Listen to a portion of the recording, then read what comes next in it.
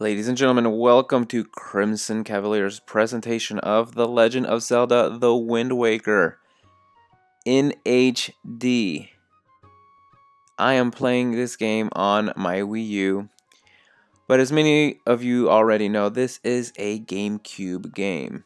Now, there are a few changes from this game and the original, but I can tell you for sure this is the definitive version. Not only does it look gorgeous, but they've made some gameplay tweaks that really make this game a lot more fun to play.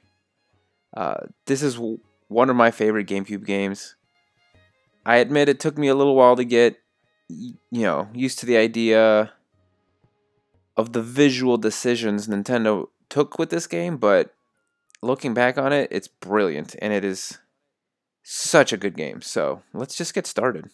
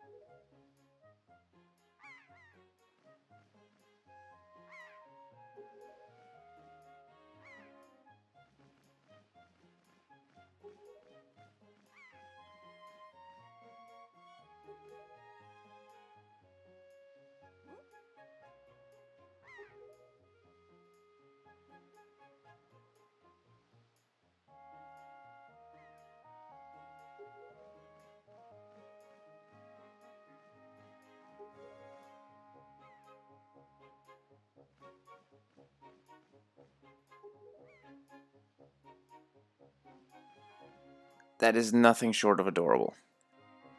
Before we get started, I just want to take a quick look around because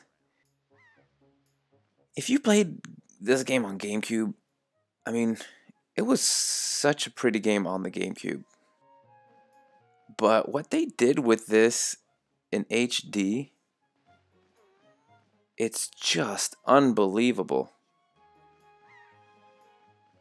It's I mean, I know it's pretty much a port of a GameCube game, but it's one of the best looking games out there right now in my opinion.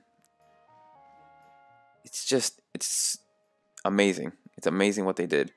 And looking back, if they had done anything else with this game in terms of art direction, I don't know. It just wouldn't be the same. It's so simple yet elegant.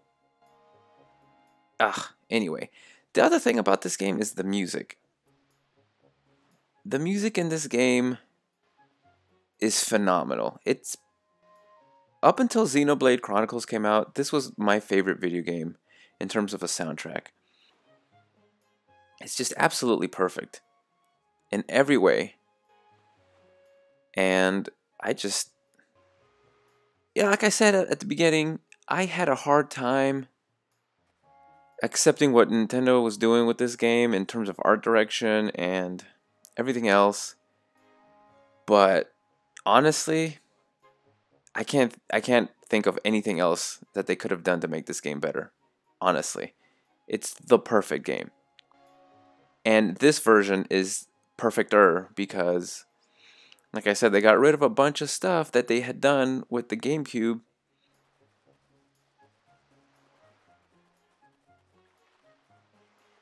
Frustrating. And what they did and the changes they made to this game make it even better. I mean, there's just no question that this is one of my favorite games ever, and it's definitely one of the best games I think on the market. Period. But that aside, uh, let's get started. Um, as you know, it's our birthday, and our little sisters come and tell us that grandma's waiting for us in our house. So I just want to take a quick look around the island before we get started on that.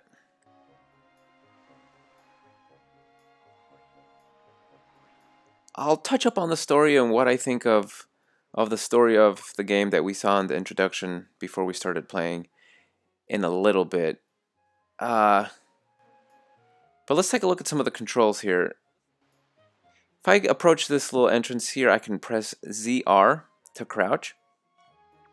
And I can actually sneak in here like this. Grab that rupee. Sneak out here. And there's a pig.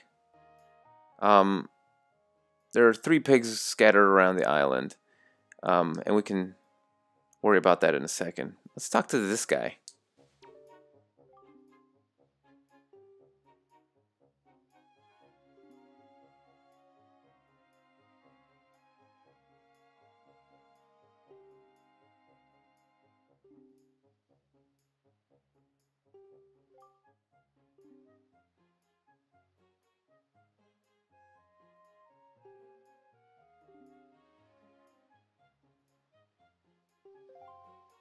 So, of course, grass cutting is back in this game, and why wouldn't it? It's one of the best things to happen to come out of the Link to the Past, or A Link to the Past, I'm sorry, is grass cutting.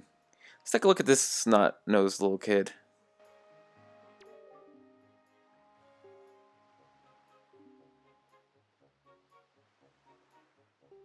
Well, I don't know. If we have enough courage, maybe we can. Look at that.